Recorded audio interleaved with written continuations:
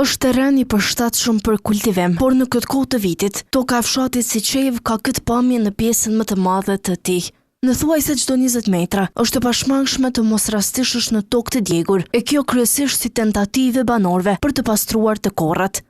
Por kjo dikujt i doli nga dora një natë më parë, duke kthyer këtë zonë në një vatër zjarri, e cila vazhdoi në pjesë të thella të malit. Banorët që nuk deshën të deklarohen para kamerës, thanë për televizionin se intervenimi për shuarin e tyre kishte zgjatur me orë të tëra, duke rrezikuar kështu dhe disa shtëpi të pabanuara. Por nga tërë fshatrat që ishin vatër e zjarreve, vikendin që lan pas, më i vështiri për brigadin e zjarrfiksve ishte fshati Siçev. Më i vështiri ka qenë intervenimin në fshatin Siçev, rimanisht që ka shku deri në Sharban. Sigurisht që intervenimet zjarre fushore malore janë intervenime të vështira për shurën e tyre, sepse kemi të bëjmë me terrenet pa përshtatshme ku ndoshta nuk përshkruhet as me këmbë, se lemo me automjete. Ata e bëjnë me qëllim për të pasruar diçka që nga agronom na kemi mësuar që ato janë vetëm dëme, nuk ka të bëjmë me pasrim asgjë.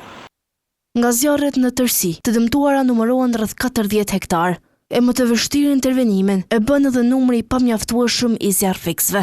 Mjaftueshëm asnjëherë nuk është, edhe sidomos për situatat e tilla që e thoni ju, kur ka kësi lloje të zjarreve me një shpërndarje tepër të madhe të numrit të tyre, me intensitet të madh të zjarreve, në qoftë edhe fatkeqësi tjera, qoftë në tërmete, qoftë në vërshime, sado që ki personel nuk është i mjaftueshëm asnjëherë.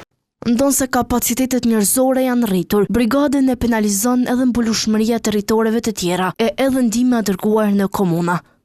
Rishtazi, përfundi në bashkëpunim me Agjencioni Menaxhimit të Emergjencave, janë punësuar edhe 30 zjarrfiks për kryeqytet, pra është shtu numrit ditanishëm që ka qenë 73, tash kemi mbi 100 zjarrfiks në kryeqytet, dhe për momentin jemi mirë, sa i përket në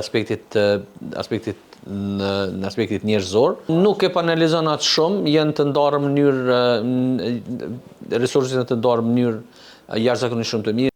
Në Prishtinë 24 orët e fundit, numërohen 16 raste të kësaj natyre, kurse të shtunën, njëri rast përfundoi me fatalitet.